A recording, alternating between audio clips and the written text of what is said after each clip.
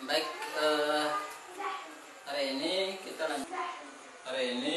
lanjutkan kuliah kita, ya. Satuan acara atau sub materi yang berikut, materi yang ketiga dari hubungan diplomatik, yaitu hak kekebalan dan keistimewaan misi diplomatik, ya. Materi hari ini adalah hak kekebalan dan keistimewaan misi diplomatik. Apa yang dimaksud dengan hak kekebalan? Ya.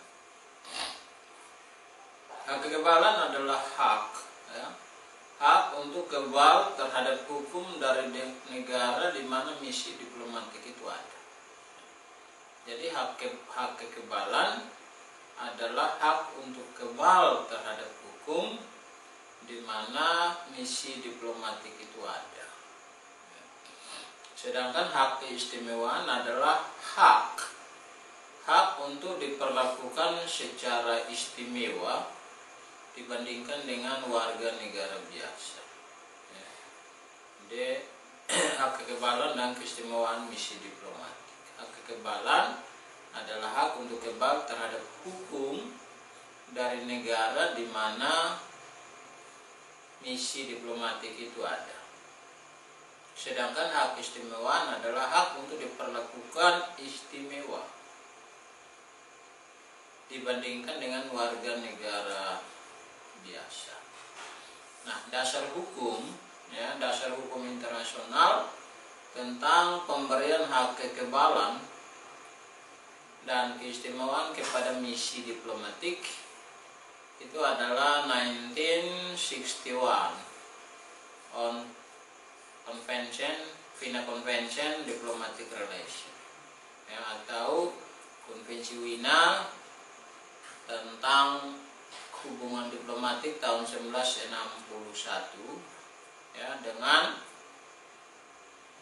1973 New York Convention on the Prevention and Punishment of Crime Against International Protected Persons, including diplomatic agents. Jadi ada dua konvensi internasional yang menjadi dasar hukum bagi pemberian hak kekebalan dan keistimewaan bagi pejabat diplomatik, yaitu Konvensi Wina 1961 tentang hubungan diplomatik dan Konvensi New York tentang pencegahan dumping hukuman terhadap kejahatan atas orang-orang yang dilindungi menurut hukum internasional, termasuk agen diplomatik, ya. Konvensi New York tahun 1973 tentang pencegahan dumping hukuman kejahatan terhadap orang-orang yang dilindungi menurut hukum internasional, termasuk agen diplomatik, ya.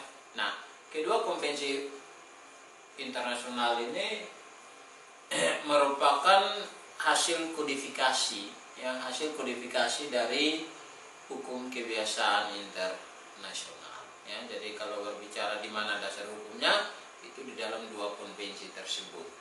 Ya, sekali lagi, Konvensi Wina 1961 tentang hubungan diplomatik dan Konvensi New York tahun 1973 tentang pencegahan dan penghukuman kejahatan terhadap orang-orang yang dilindungi menurut hukum internasional, termasuk agen diplomatik. Kedua konvensi internasional ini merupakan hasil kodifikasi dari hukum kebiasaan internasional. Nah, berikut kita lihat hak kekebalan dan keistimewaan kepada pejabat diplomatik, staf dan keluarganya. Jadi ada dua pihak, ya, ada dua pihak yang diberikan hak kekebalan dan keistimewaan dalam suatu misi diplomatik. Yaitu yang pertama adalah hak kekebalan dan keistimewaan diberikan kepada pejabat diplomatik, staf dan keluarga mereka. Dan yang kedua adalah hak kekebalan dan keistimewaan diplomatik diberikan kepada gedung perwakilan diplomatik. Pertama kita lihat hak kekebalan dan keistimewaan kepada pejabat diplomatik, staf dan keluarganya. Nah, bentuk hak kekebalan ya, bentuk hak kekebalan yang dapat dinikmati oleh staf atau pejabat diplomatik beserta staf dan keluarganya, itu yang pertama adalah hak tidak boleh diganggu gugat ya. Hak tidak boleh diganggu gugat, tetapi diperlakukan dengan hormat, baik pribadinya, keluarganya maupun tempat kediaman ya.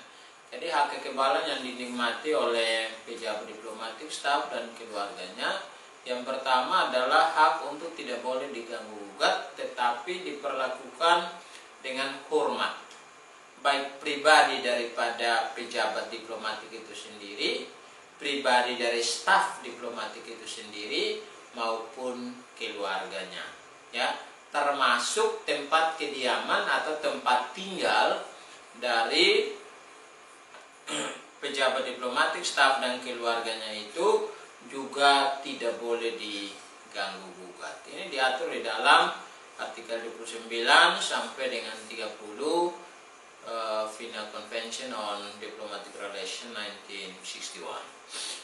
Kemudian yang kedua adalah jaminan ya, jaminan terhadap kebebasan bergerak.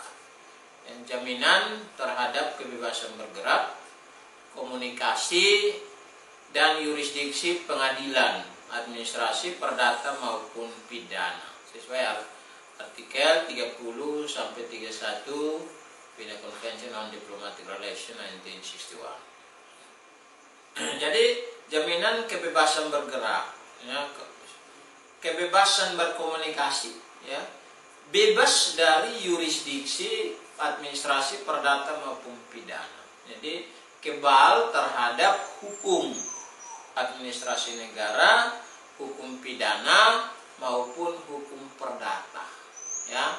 Itu hak kekebalan yang dimiliki oleh pejabat diplomatik, staf dan keluarganya.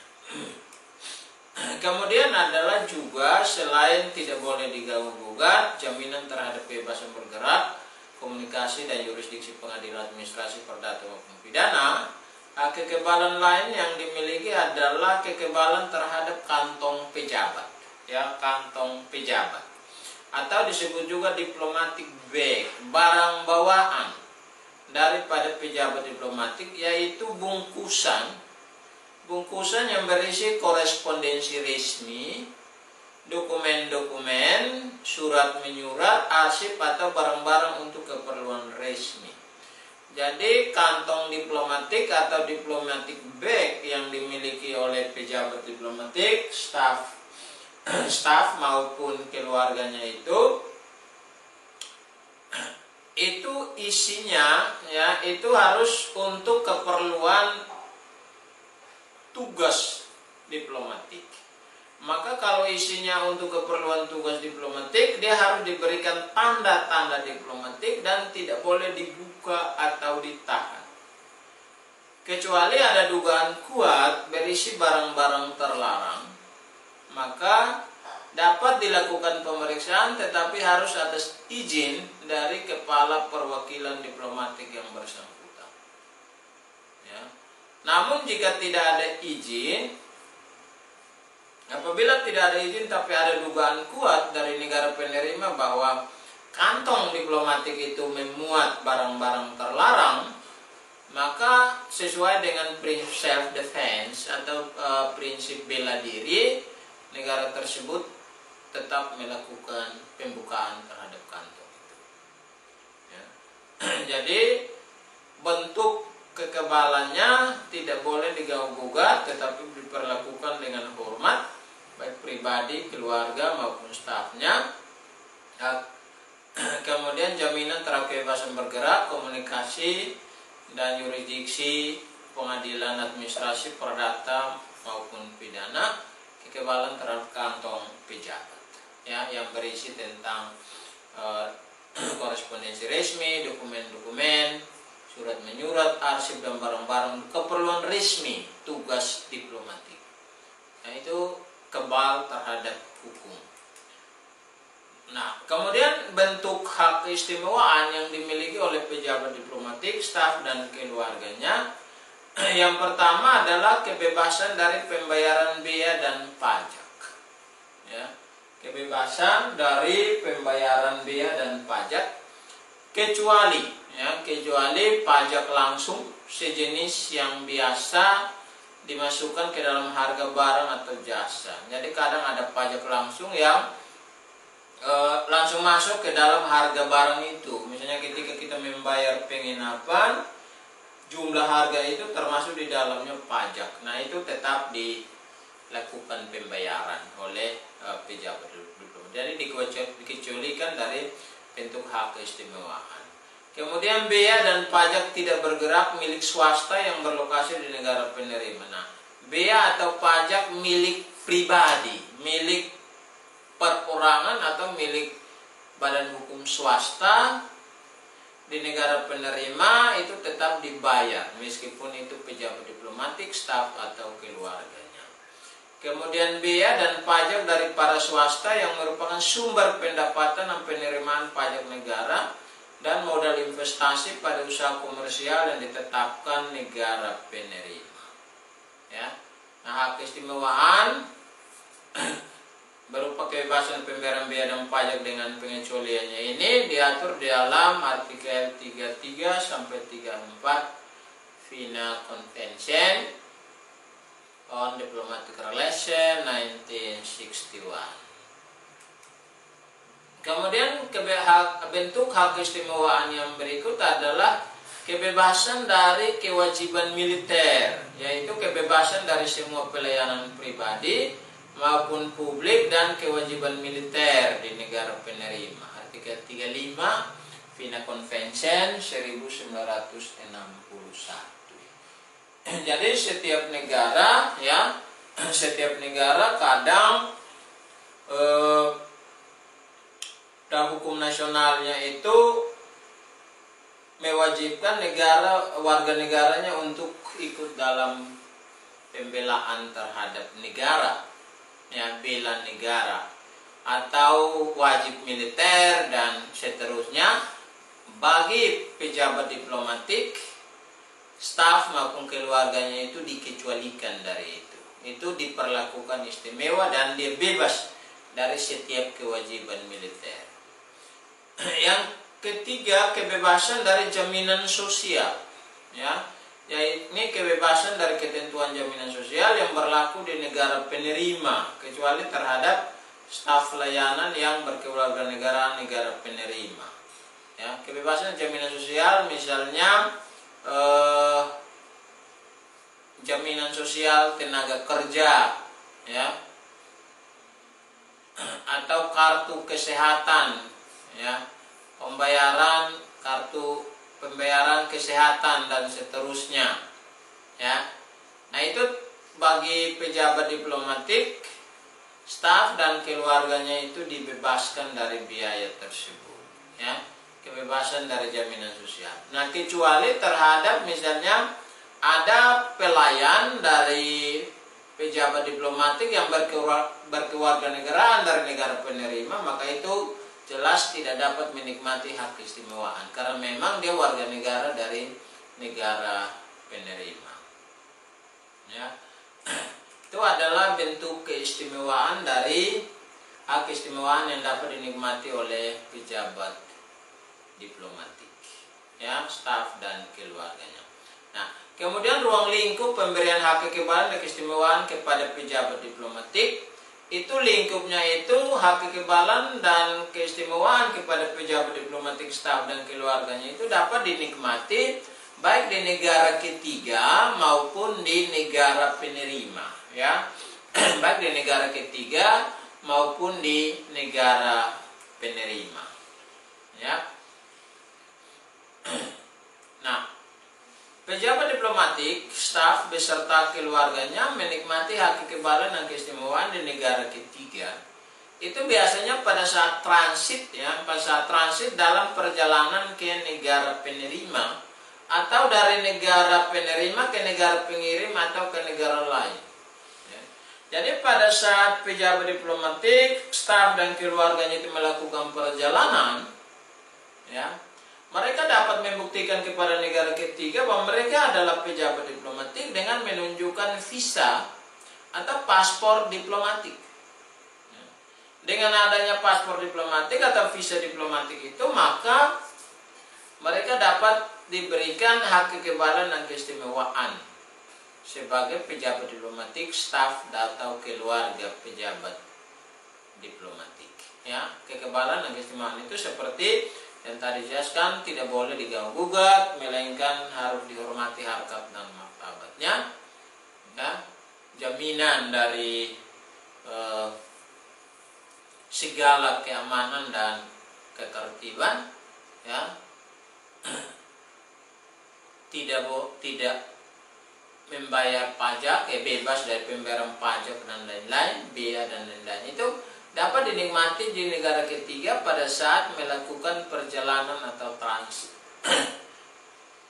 Transit baik dari negara penerima ke negara pengirim atau ke negara lain, atau menuju dari negara pengirim ke negara penerima untuk menjalankan tugas. Nah, kewajiban negara ketiga, ya, kewajiban negara ketiga untuk memberikan kekebalan dan keistimewaan kepada pejabat diplomatik ini tidak hanya pribadinya, staf dan keluarganya, tetapi juga termasuk kepada kurir diplomatik.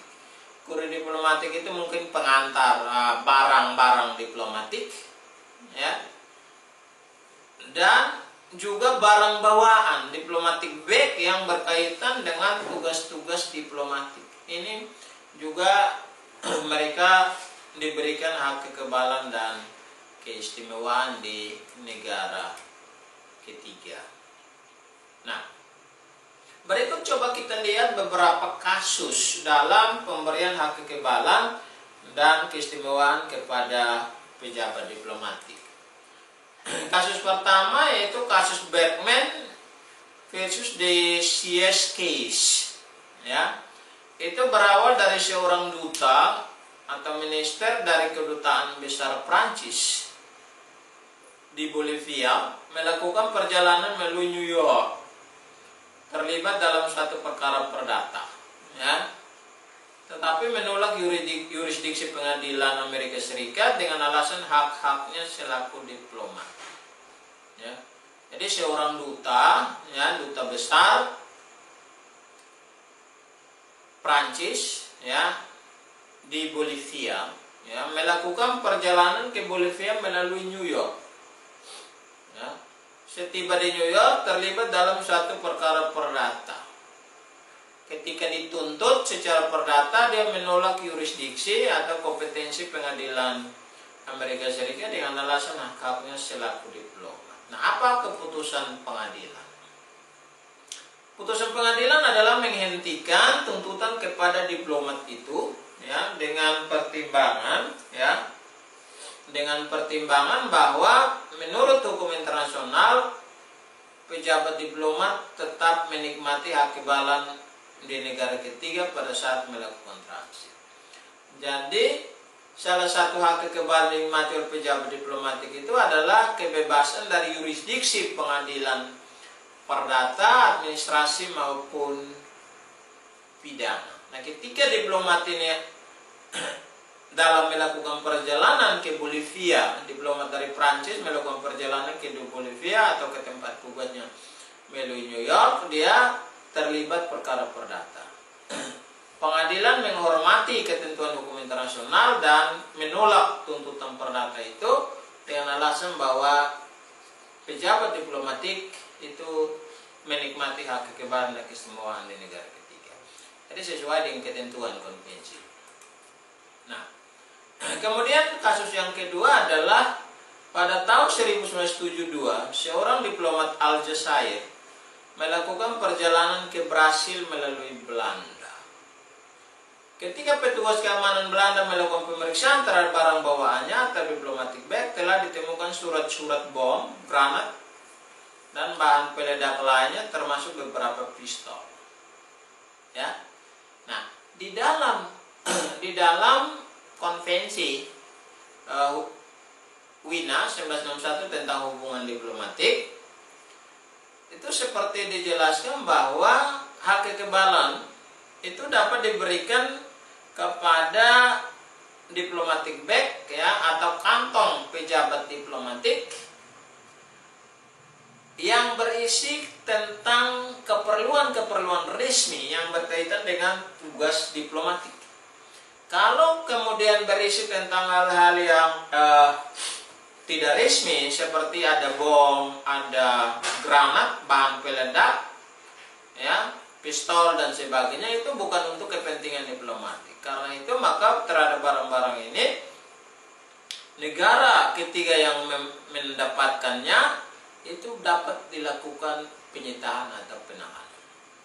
Dan karena itu dalam kasus ini tindakan pemerintah Belanda adalah melakukan penyitaan terhadap barang bawaan diplomat tersebut. Sedangkan diplomat itu diizinkan meneruskan perjalanan. Ya, kenapa diizinkan melakukan perjalanan dan tidak dilakukan proses? Karena menurut hukum diplomatik, negara lain tidak memiliki yurisdiksi atau kewenangan menurut hukum untuk menangkap dan menahan seorang diplomat. Diplomatik itu kebal terhadap hukum pidana, perdata maupun administrasi di mana dia berada. Ya. Jadi kasus kedua ini sesuai dengan apa yang ditetapkan dalam Vienna Convention 1961. Kasus yang ketiga adalah pada tanggal 24 Juli 1970. Seorang warga negara India selaku penasihat ekonomi dari suatu misi resmi untuk pemerintah Costa Rica dan pemegang paspor diplomatik ditangkap di lapangan terbang London atas permintaan ekstradisi dari pemerintah India karena dugaan tindak pidana pemalsuan. Jadi orang ini adalah warga negara India. Warga negara India minta supaya ditangkap. Ya, padahal dia adalah staf misi khusus pemegang paspor diplomatik.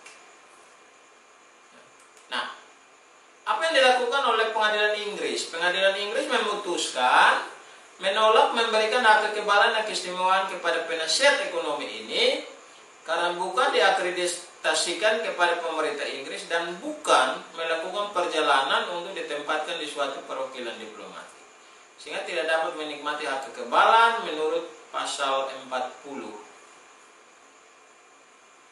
The 1961 on Vienna Convention Diplomatic Relation. Ya, itu. Nah, itu kenapa Inggris melakukan itu, tidak berikan hak. Yang pertama, warga negaranya sendiri yang minta ditangkap. Artinya negaranya itu yang menangkalkan hak kekebalan dan keistimewaannya. Ya. Kemudian alasan yang lain adalah bukan apresiasi untuk Inggris. Menurut saya alasan ini kurang tepat juga. Karena meskipun bukan diakreditasikan untuk Inggris, tetapi itu dia pemegang paspor diplomatik. Nah, alasan yang tepat sebenarnya adalah karena negaranya sendiri yang menentukan hak kekebalan dan keistimewaannya. Kemudian kasus yang keempat, pada tahun 1980, seorang atase yang ditempatkan pada kedutaan besar Belgia di Irak telah berada selama 2 hari di Athena, Yunani, menembak mati istrinya. Nah, terhadap kasus ini pemerintah Yunani tidak memberi hak kekebalan kepada atase ini, tetapi melakukan penangkapan terhadapnya dengan alasan keberadaannya di Athena selama 2 hari tidak termasuk dalam kategori transit. Jadi kalau transit itu langsung hanya singgah sebentar dan langsung pergi, mungkin beberapa jam, ya. Tapi yang ini dia sudah berada 2 hari di Athena, Yunani. Artinya tidak lagi memenuhi syarat transit menurut hukum internasional untuk menikmati hak kekebalan dan keistimewaan.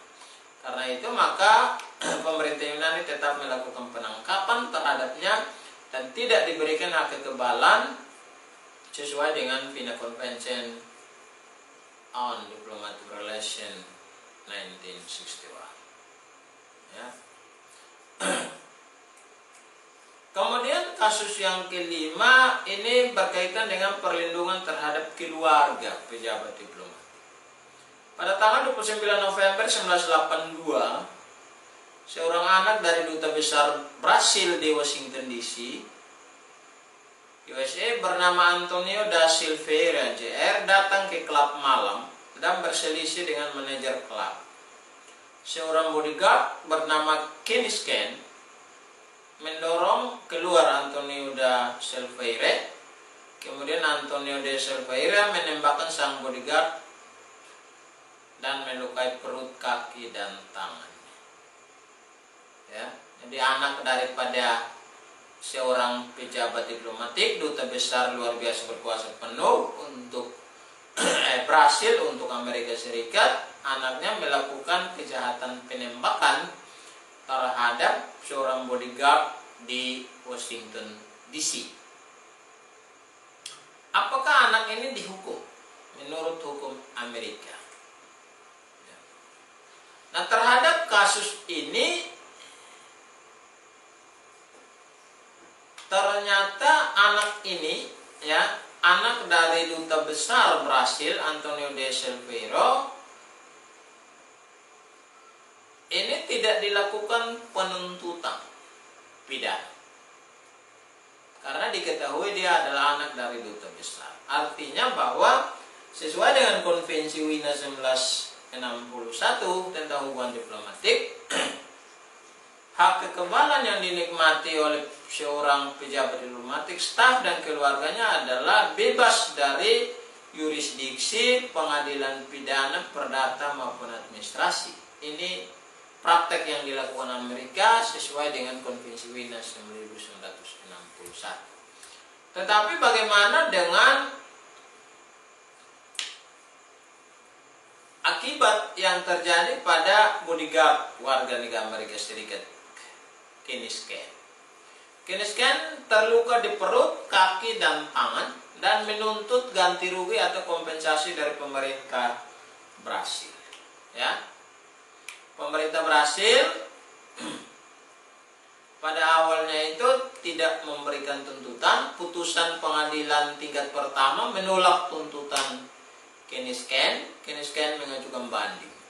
Namun sebelum bandingnya turun, pemerintah Brasil membayar ganti rugi atau kompensasi kepada Kenny Scan. Pemberian kompensasi atau ganti rugi ini dalam hukum diplomatik disebut dengan ex gratia.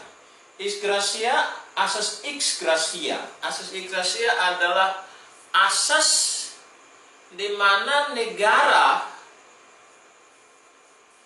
pengirim atau penerima dapat memberikan kompensasi atau ganti rugi atas kerugian yang dialami oleh negara penerima atau negara pengirim. Itu namanya asas ex gratia. Dan ini dilakukan oleh pemerintah Brasil pada saat itu. Jadi sekalipun mereka bebas, tetapi demi prinsip reciprocity atau prinsip hubungan baik antar negara, maka mereka tetap dengan etikat baik memberikan kompensasi kepada warga negara dari negara pengirim yang dirugikan dari perbuatan pejabat diplomatik, staf, atau keluarganya. Nah, terhadap kasus ini, ayah kandung dari Antonio da Silveira ditarik kembali oleh pemerintah Brasil ke negaranya dan digantikan dengan duta besar lain. Ya, itu beberapa kasus yang menjadi contoh bahwa hak kekebalan dan keistimewaan itu memang dinikmati oleh pejabat diplomatik, staf, dan keluarganya. Yang berikut kita lihat hak kekebalan dan keistimewaan kepada gedung perwakilan diplomatik. Ini diatur di dalam artikel 22 ya, Konvensi Wina 1961 tentang hubungan diplomatik atau Vienna Convention on Diplomatic Relations 1961. Hak kekebalan dari perwakilan diplomatik adalah berupa jaminan untuk tidak boleh diganggu gugatnya gedung perwakilan diplomatik beserta dokumen-dokumen atau arsip-arsip di dalam lingkungan maupun di luar lingkungan gedung perwakilan yang dapat mengganggu ketenangan para pejabat diplomat. Ya. Jadi gedung perwakilan diplomatik itu tidak boleh diganggu gugat baik di dalam lingkungan gedung diplomatik maupun di luar lingkungan gedung diplomatik. Tidak boleh ada kegiatan-kegiatan yang mengganggu ketenangan pejabat diplomatik, staf dan keluarga. Ya. Nah, jaminan untuk tidak boleh diganggu gugatnya lingkungan di dalam gedung perwakilan diplomatik artinya gedung perwakilan diplomatik itu tidak boleh dimasuki tanpa izin dari kepala perwakilan diplomatik oleh negara penerima. Ya. Jadi maknanya tidak boleh diganggu gugatnya gedung perwakilan diplomatik adalah gedung perwakilan diplomatik itu tidak boleh dimasuki tanpa izin ya kepala perwakilan diplomatik oleh negara penerima. Kecuali dua hal ya. Kecuali dua hal yang menyebabkan tanpa izin pun negara penerima dapat memasuki gedung perwakilan diplomatik. Pengecualian yang pertama adanya bukti kuat tentang adanya kegiatan perwakilan yang bertentangan dengan Konvensi Wina 1961 atau hukum internasional. Ya. Kalau negara penerima memiliki bukti kuat bahwa gedung perwakilan diplomatik itu digunakan untuk perbuatan yang bertentangan dengan Konvensi Wina 1961 atau hukum internasional, maka negara penerima tanpa izin kepala perwakilan diplomat tersebut juga dapat memasuki gedung perwakilan itu. Mengapa itu dilakukan? Ini dilakukan berdasarkan asas atau prinsip self defense atau prinsip bela diri. Ya. Kemudian yang kedua, pengecualian yang kedua, ya, tidak diganggu gugatnya gedung perwakilan diplomatik, artinya gedung perwakilan diplomatik tidak boleh dimasuki tanpa izin kepala perwakilan diplomatik, kecuali yang pertama tadi adanya dugaan kuat ada kegiatan yang bertentangan dengan hukum diplomatik dan hukum internasional dalam perwakilan diplomatik.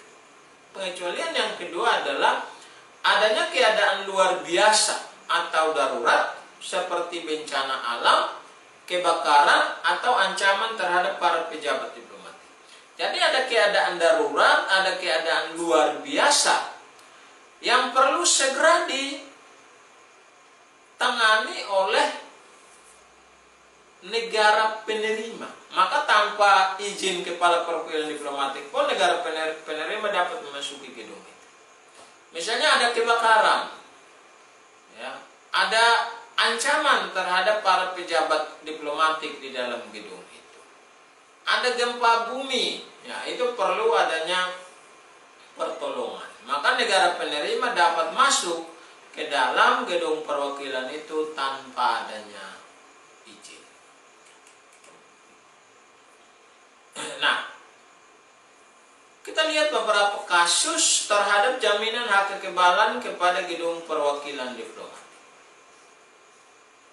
Ya, pada bulan Februari 1973 diduga kuat terdapat sebuah peti kemas yang dialamatkan kepada Kedutaan Besar Irak di Islamabad, Pakistan, berisi tentang senjata dalam jumlah yang banyak. Kemudian pemerintah Pakistan meminta kepada Duta Besar Irak untuk memasuki gedung perwakilan guna melakukan pemeriksaan. Jadi pemerintah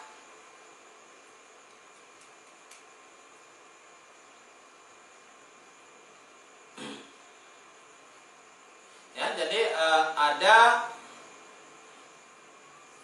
pemerintah Pakistan yang menduga dengan adanya bukti yang kuat bahwa ada sebuah peti yang berisi senjata yang dialamatkan kepada Kedutaan Besar Irak di Islamabad. Ya. Akhirnya pemerintah Pakistan meminta izin kepada kepala perwakilan diplomatik Irak di Islamabad, Pakistan untuk memasuki wilayahnya, memasuki gedung perwakilan untuk dilakukan pemeriksaan. Nah, permintaan dari pemerintah Pakistan ditolak oleh duta besar Irak. Tetapi polisi Pakistan tetap diperintahkan memasuki gedung perwakilan dan melakukan pemeriksaan. Ternyata apa yang terjadi? Ditemukan 9 peti berisi senjata, bahan peledak, dan amunisi yang akan diserahkan kepada pemberontak di Balonistan. Jadi pemerintah Irak ini mendukung pemberontakan yang terjadi di dalam wilayah negara Pakistan dengan cara memberikan bantuan senjata. Dan bantuan senjata ini dikirim melalui perwakilan diplomatik Irak di Islamabad, Pakistan. Apa yang terjadi setelah itu? Nah, akibatnya duta besar ini yang dinyatakan persona non grata oleh pemerintah Pakistan. Persona non grata itu pernyataan tidak disukai oleh negara penerima, pernyataan dari negara penerima untuk tidak menyukai seorang pejabat diplomatik, dan pada saat itu juga pejabat diplomatik itu harus segera meninggalkan wilayah negara penerima. Persona non grata sama juga dengan pengusiran, ya, karena dia melakukan tindakan yang sudah bertentangan dengan hukum diplomatik dan hukum internasional. Kemudian pada sekitar tahun 1980, kepolisian Guatemala memasuki kedutaan besar Spanyol untuk melepaskan duta besar beserta stafnya yang telah disandra oleh para petani yang menduduki kedutaan besar Spanyol. Tanpa izin, pemerintah Guatemala masuk ke kedutaan besar Spanyol. Ini untuk pengamanan pejabatnya, ya, seperti pengecualian tadi. Tetapi menurut Spanyol pada saat itu bahwa pemerintah Guatemala tidak bisa melaksanakan prinsip hukum diplomatik, hak kekebalan, yaitu tidak boleh diganggu-gugatnya pejabat diplomatik dan perwakilan diplomatik sampai pejabatnya disandra. Akibatnya terjadilah pemutusan hubungan diplomatik, ya, antara Spanyol dengan Guatemala. Kasus yang lain adalah kasus di Indonesia, ya, kasus pengerusakan gedung kedutaan besar Inggris di Indonesia pada tanggal 16 September 1963 oleh para pengunjuk rasa yang menolak pembentukan Federasi Malaysia yang dinilai direstui oleh Inggris. Ya. Nah, terhadap kasus ini, ya, pemerintah Inggris mengajukan protes kepada Kementerian Luar Negeri Indonesia karena gedung perwakilan diplomatik Inggris di Indonesia mengalami kerusakan akibat dilempar oleh para pengunjuk rasa. Ya. Nah, apa yang terjadi? Negara Indonesia melaksanakan asas ex gratia. Negara Indonesia ex gratia yaitu memberikan kompensasi atau ganti rugi untuk memperbaiki gedung perwakilan diplomatik tersebut. Jadi kasus-kasus yang terjadi adalah kasus-kasus yang ternyata praktek negara melaksanakan ketentuan-ketentuan konvensi internasional di bidang hukum diplomatik. Nah, kemudian hak istimewa dimiliki oleh gedung perwakilan diplomatik sama juga dengan pejabat diplomatik, yaitu bebas, ya, jaminan bebas dari pengenaan biaya pajak maupun biaya-biaya lain ditetapkan oleh negara penerima. Jadi meskipun gedung itu berada di negara penerima, tetapi dia bebas dari segala pungutan biaya. Dengan demikian maka terdapat dua aspek penting, ya, terdapat dua aspek penting dari hak kekebalan dan keistimewaan misi diplomatik, ya. dari hak kekebalan, hak keistimewaan, dan kasus-kasus yang ditampilkan tadi, terdapat dua aspek penting dari hak kekebalan dan keistimewaan misi diplomatik. Yang pertama adalah hak dari misi diplomatik itu adalah menikmati hak kekebalan dan keistimewaan diplomatik di negara penerima atau negara ketiga pada saat melakukan transit. Tetapi tidak hanya menikmati hak kekebalan dan keistimewaan, tetapi ada juga kewajiban dari misi diplomatik. Kewajibannya adalah mentaati peraturan perundangan di negara penerima dan tidak boleh mencampuri urusan dalam negeri negara penerima. Itu kewajiban. Jadi tidak hanya hak kekebalan dan keistimewaan saja dimiliki, tetapi ada kewajiban yang harus dilakukan meskipun dia kebal terhadap hukum di negara penerima, tetapi kewajiban dia harus tetap taat pada peraturan perundangan di negara penerima. Kemudian kewajiban lain adalah tidak boleh mencampuri urusan dalam negeri negara penerima.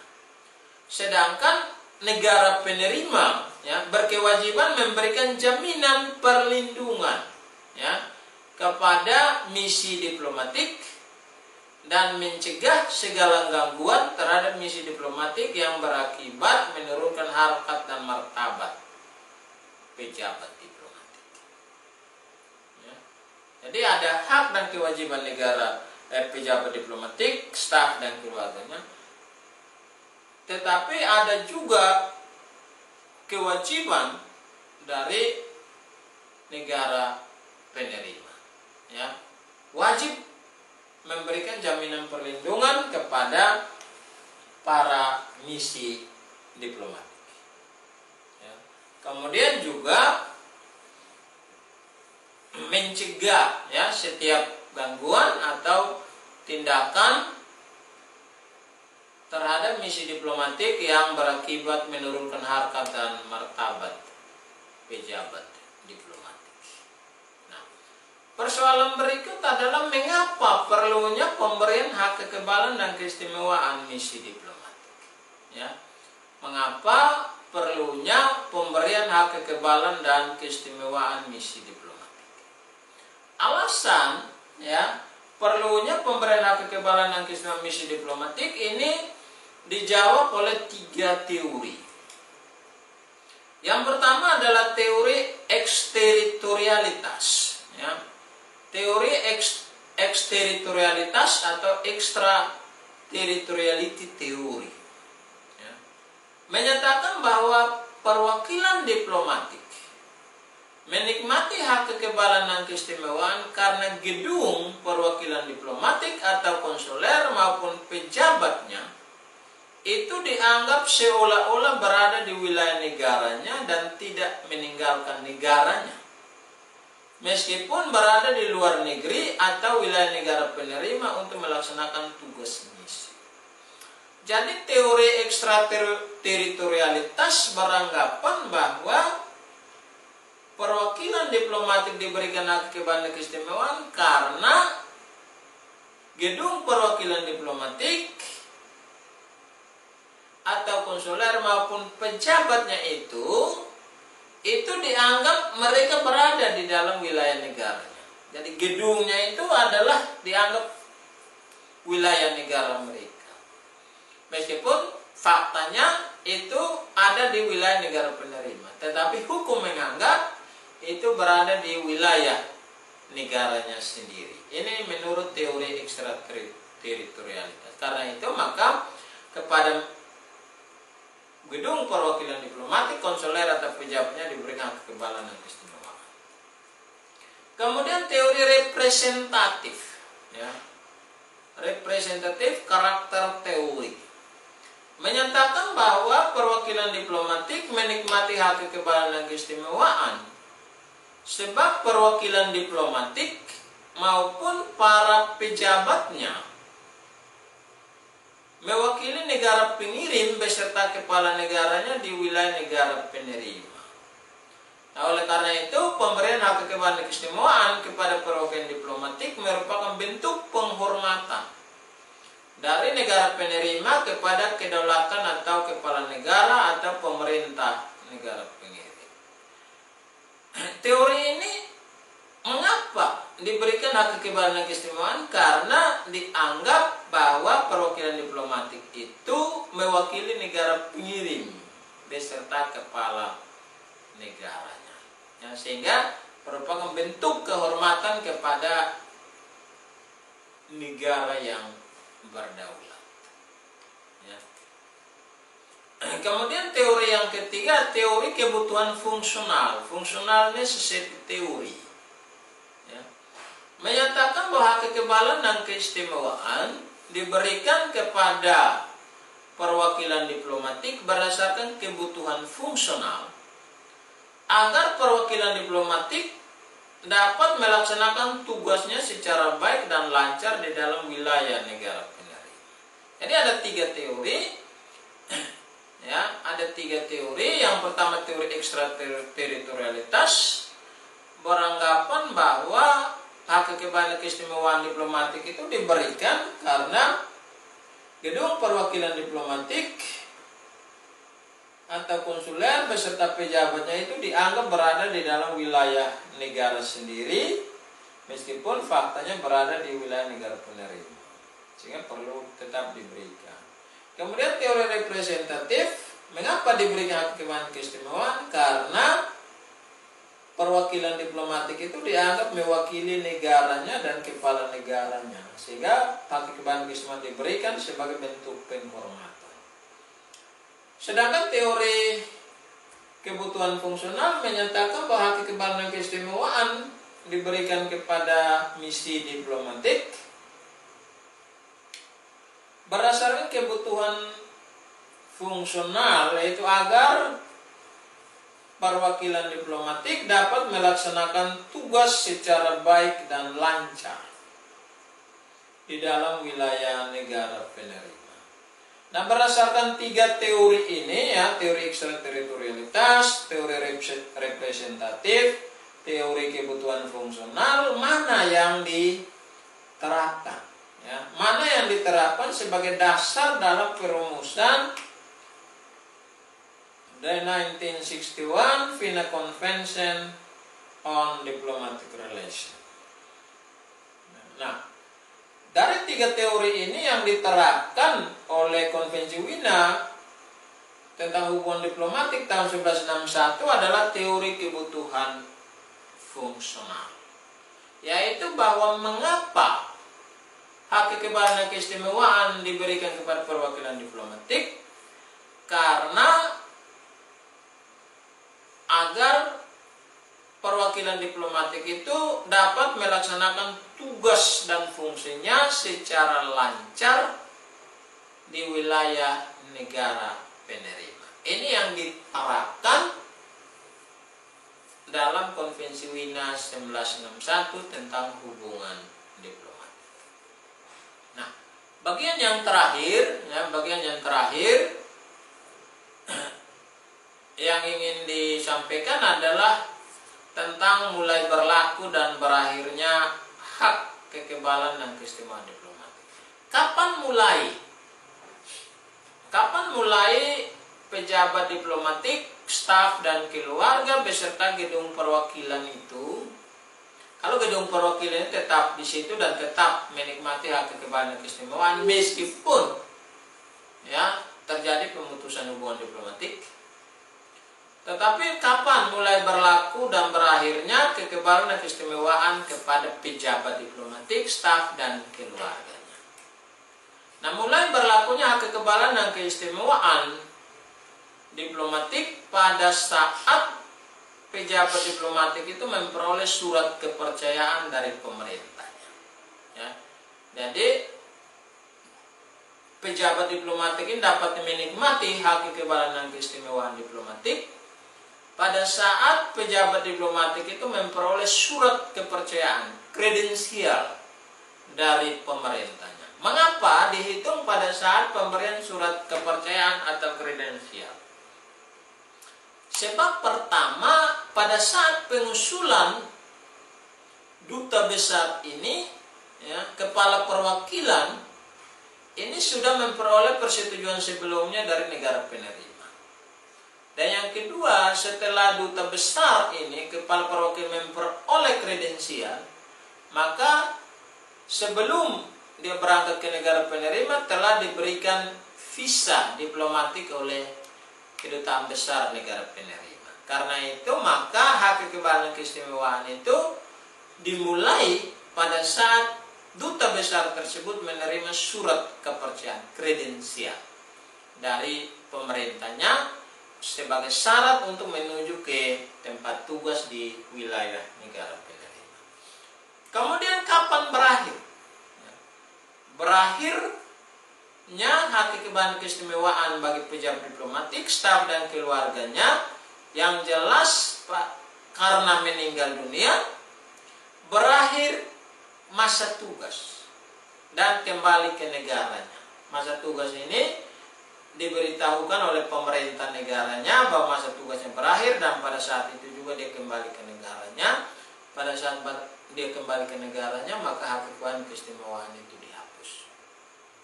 Atau persona non grata, ya, berakhir hak kekebalan keistimewaan ketika dinyatakan persona non grata, dinyatakan sebagai orang yang tidak disukai, ya. Nah,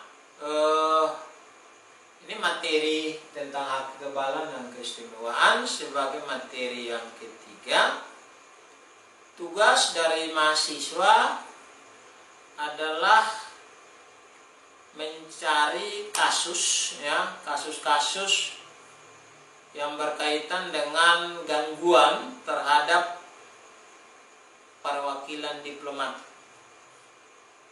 dan kemudian memberikan analisis sebagai tugas, ya, mencari di berita internet, Google atau apa saja tentang gangguan terhadap perwakilan diplomatik negara mana saja, kemudian diberikan analisis hukum berdasarkan hukum diplomatik seperti yang telah saya jelaskan, ya. Demikian kuliah hari ini, dan diharapkan kuliah melalui video ini dapat diikuti sampai dengan selesai. Dan ini sudah pertemuan ketiga, dan tugasnya seperti saya katakan tadi, mencari kasus yang berkaitan dengan gangguan terhadap perwakilan diplomatik dan kemudian memberikan analisis hukum. Demikian, atas perhatian diucapkan